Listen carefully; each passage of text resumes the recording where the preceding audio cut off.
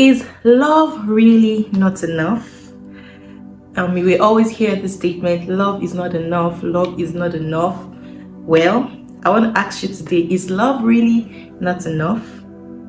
Stay tuned, let's try and answer this question together.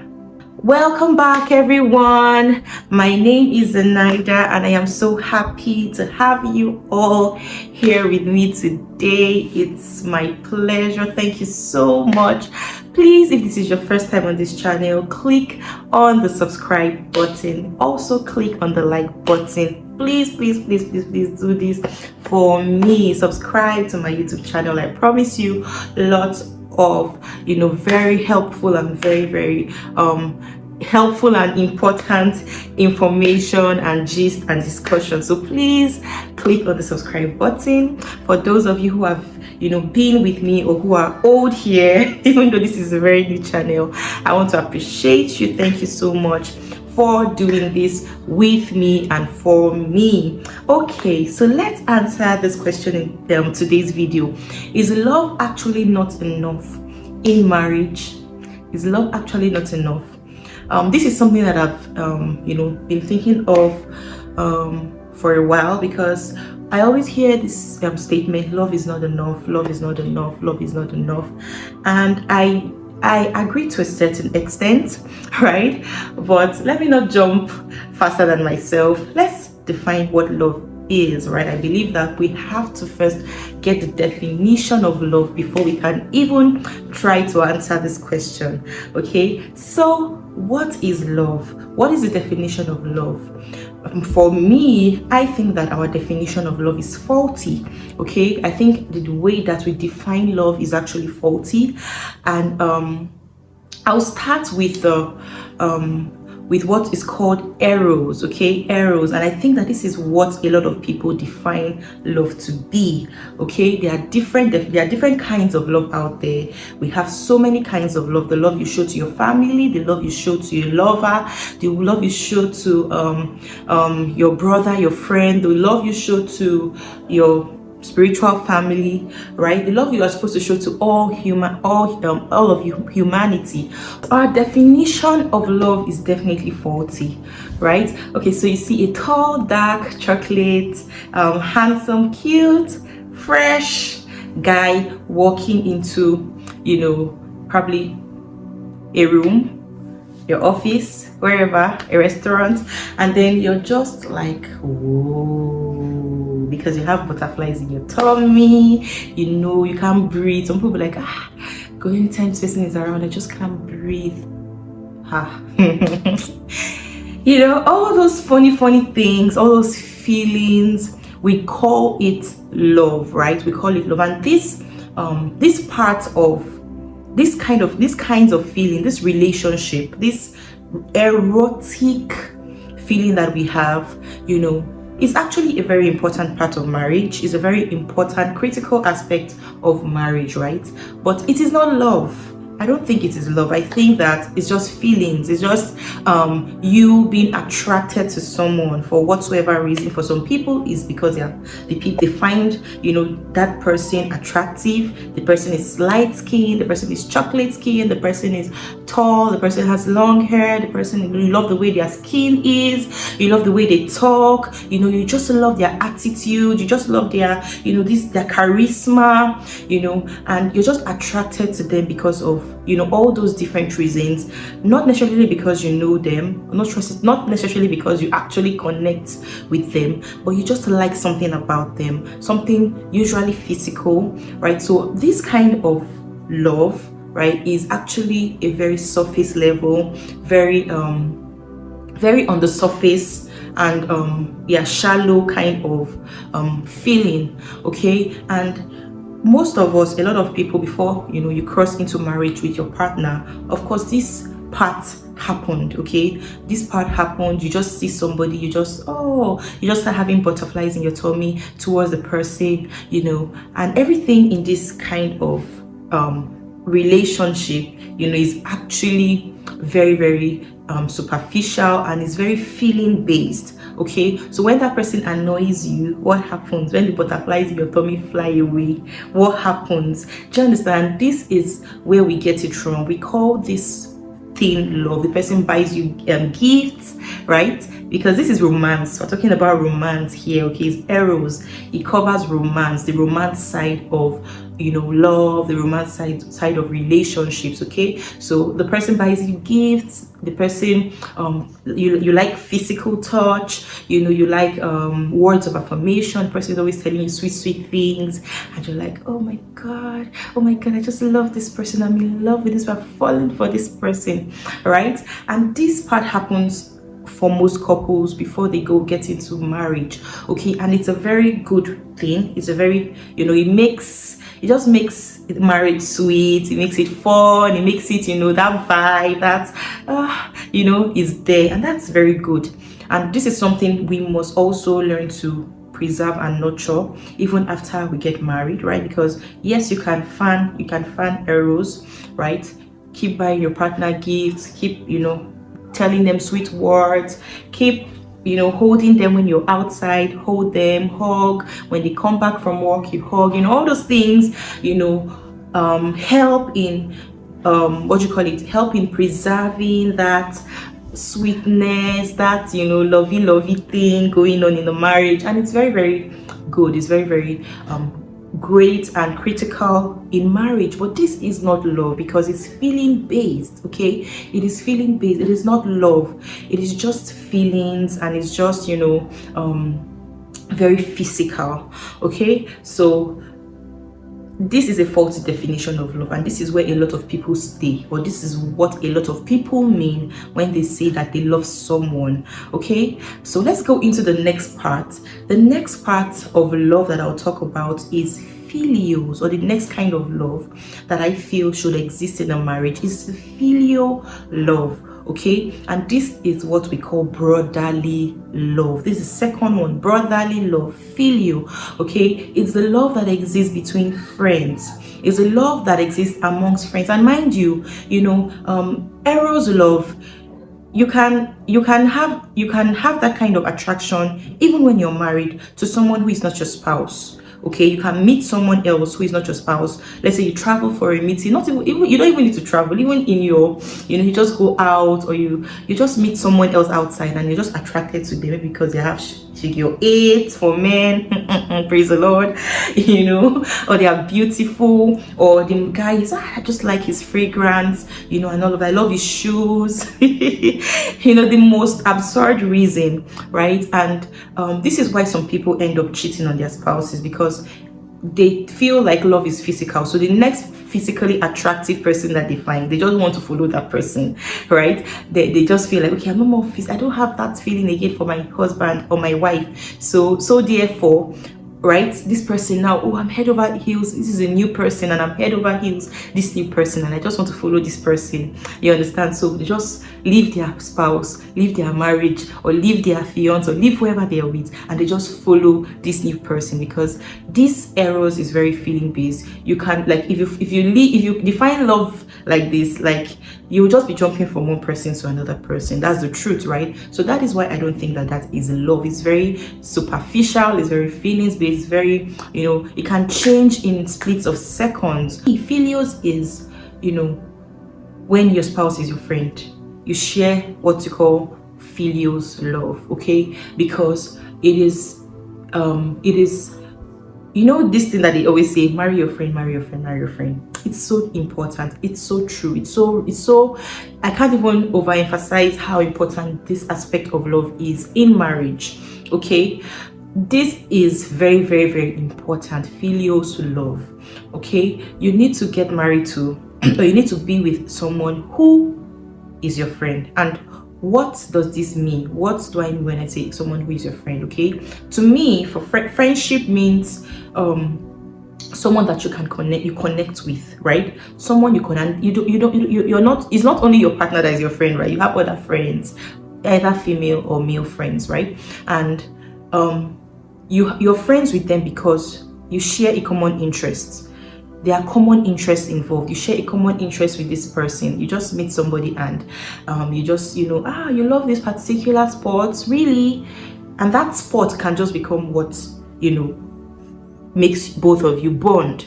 Or you just meet someone and the person is just, oh, I love God, I love Jesus, oh, and then you two, you're a Jesus person, you're like, oh, you love Jesus so much, I love Jesus so much. Then it will just become 5 and 6, because that is a common ground, that is common interest, right? And you need to make sure that whoever you're getting married to, or whoever you're married to, you have similar, or you share a lot of interests, a lot of similar interests, because this is where gaps come in marriage, right? Interest is what makes people to connect, okay? And the lesser the interest you both share, the more the gap in the marriage, right? So for example, you are a very spiritual person, you love to go to church, you love Jesus, and your partner is not really like that, okay? So you see that, okay, you always be going to church, and then your partner is at home, you always talking about the things of God, your partner is not really interested, okay? And then you see that there's that gap happening there. But imagine both of you are, on fire, you're going to, there's a lot of, there's more that you'll be talking about. You'll be going to church together, you'll be talking about similar things, you'll be watching similar shows, you'll be listening to similar kinds of songs or music, and it just helps to bridge that distance, that gap, when you get into marriage, okay? And it is very, very important.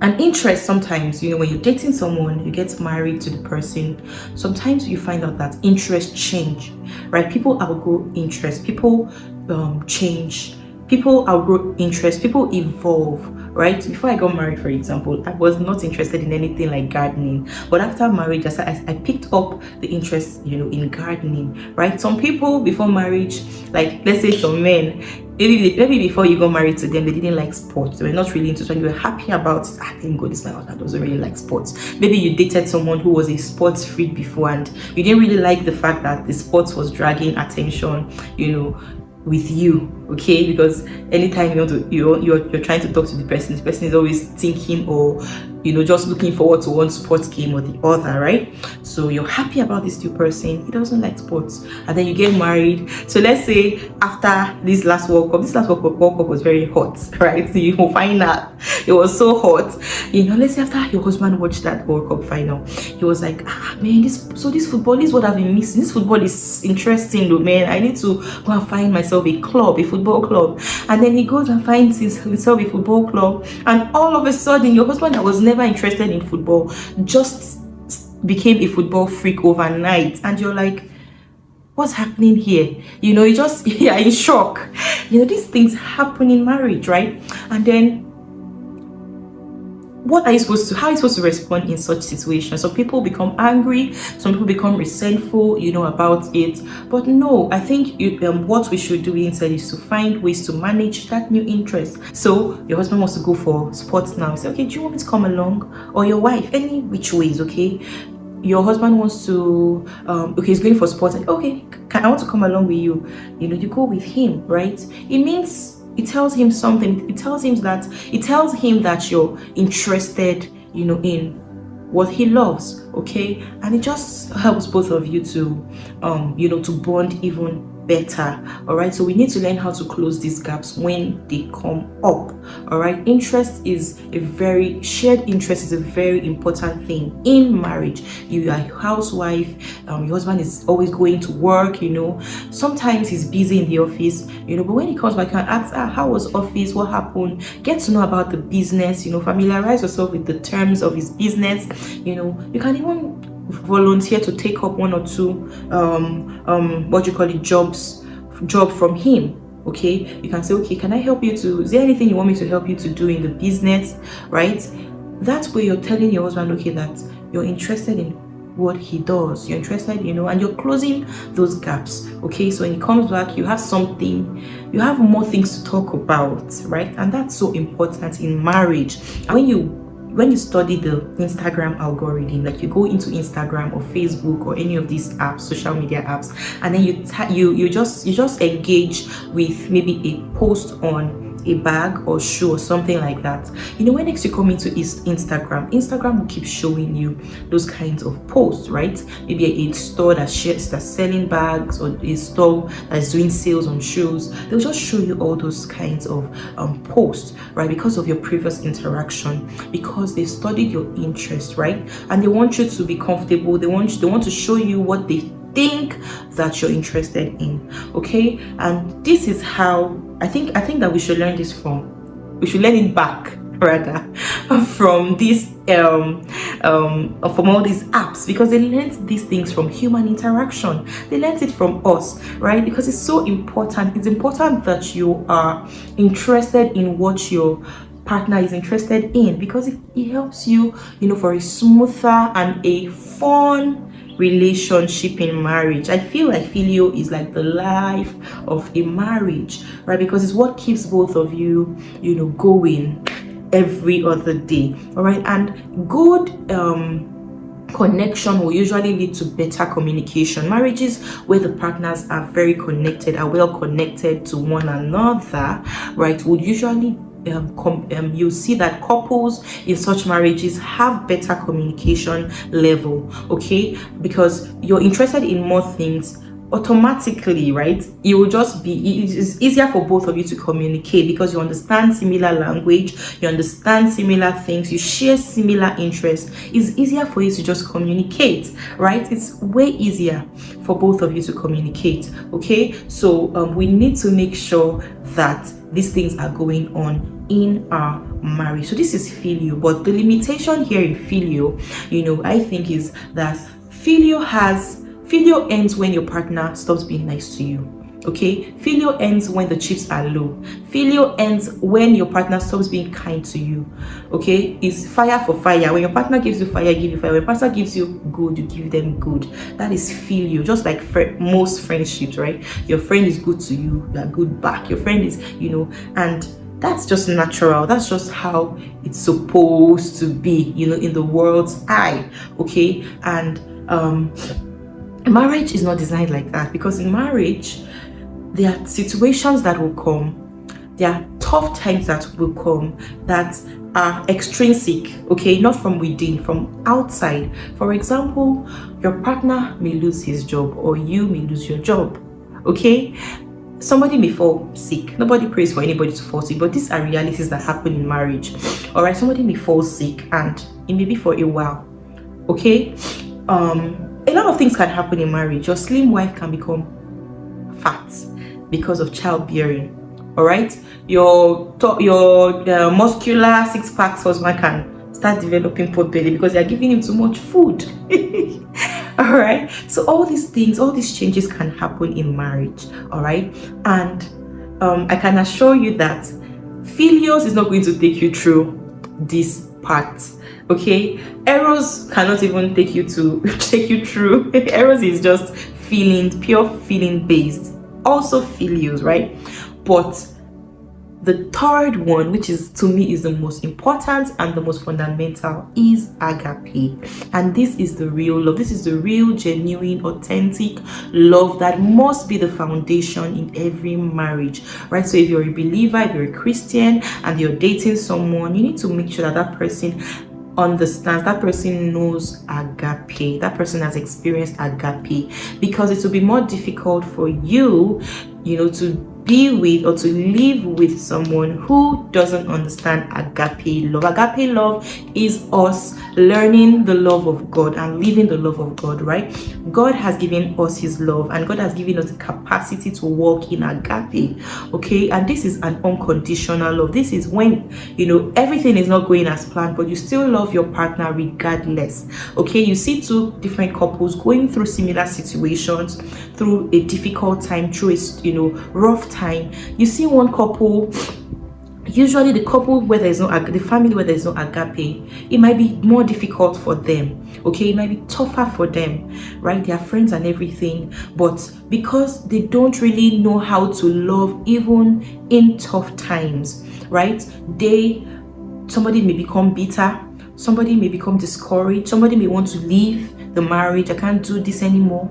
Do you understand? But when you see where there is agape, you see that it's easier for the people, for the family, or for the couple. They are smiling through rough times. They are happy. They remain joyful. They remain happy. They still, because agape is you choosing to love somebody regardless. Agape is that selfless love, selfless service to another human being, right? And agape is not just something you do to your husband. Agape is something that we are supposed to show to all of humanity, to our family, other family members, to our spiritual family, to our to everyone around us. You are expected to give agape love, right? Without conditions, okay? And marriage is the first place that you practice agape. Like, if you cannot show agape to your partner, then you're a hypocrite, right? So your partner annoys you because your partner will annoy you. There are days in marriage where your partner will look like your enemy. Honestly, unintentionally, the person will just be doing something that will just be upsetting you, annoying you, and you'll be like, God, give me a gun, let me just shoot this guy, let me just shoot this woman, okay? And the same way the person, your partner, is annoying you, you're like, God. That's the same way you are annoying your partner, because all of us are not perfect. Like, we're all just trying, to be perfect, trying to live our best lives, okay? And in the process, living together alone, you will annoy the person you're living with, okay? So agape is what helps you in such times. Agape is what, whether it is raining, whether there's sunshine, whatever the situation, in sickness, in health, those vows you made on your wedding day, they were agape based. Yes, we are agape based. It was you saying, no matter what happens, I'm here with you. I will hold your hands, whether it is good, whether it is bad, whether it is, whatever comes our way, I'm going to be with you. So agape is choice based. Agape love is choice based. And that is what those are the vows that you made when you were getting married. You made choices, okay? And love is a choice. Love is a choice. Love is a choice. And this is what real love means. That every day you wake up, you say, I am going to love my husband, I'm going to love my wife, I'm going to love my partner, because that is my duty to them. Many people get married and they just want somebody that will do this for them. They're not thinking about, their own duty and their own job description in the marriage as well. Okay, so it's not just that somebody will be pouring into you and giving. You also have your own job and your own duty to do. All right, so agape is what helps you to make choices. Agape even tells you, love your enemies, pray for them, forgive those that hurt you. So before your husband even offends you, you have already forgiven them. Right? Before your husband even does something that annoys you, you have already let it go. You are more tolerant.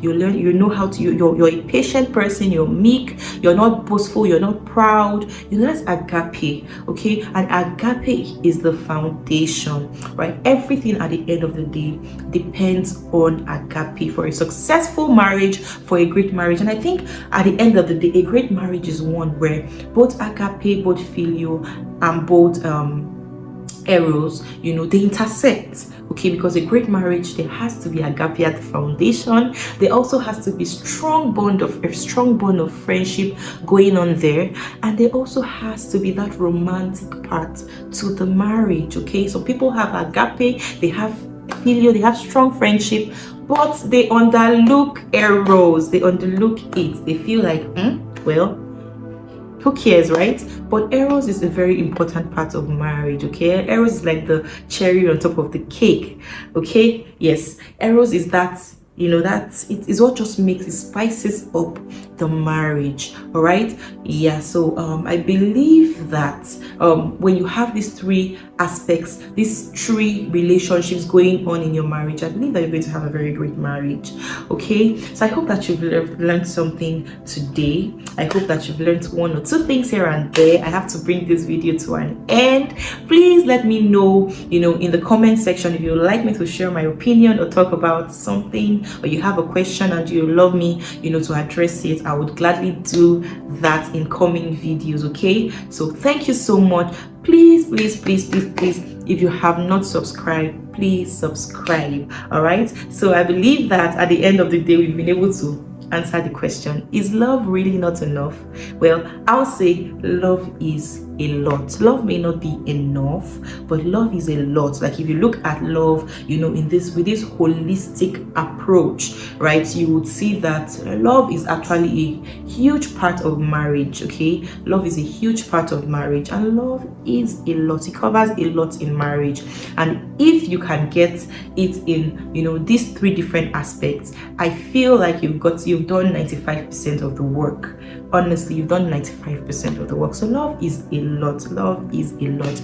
We just need to redefine what love means. I think that even before people get married in churches, they need to tell them that butterfly in your tummy is not love, right? This is love. You are deciding to spend the rest of your life in a covenant relationship with someone else, and it's a lifelong journey. Okay, so love is a lot. So please make sure, for those of you who are single, make sure that you are building on the right foundations. Okay, so thank you once again. Please subscribe, please share, please like the video, like. Thank you. I'll see you next one. Bye everybody.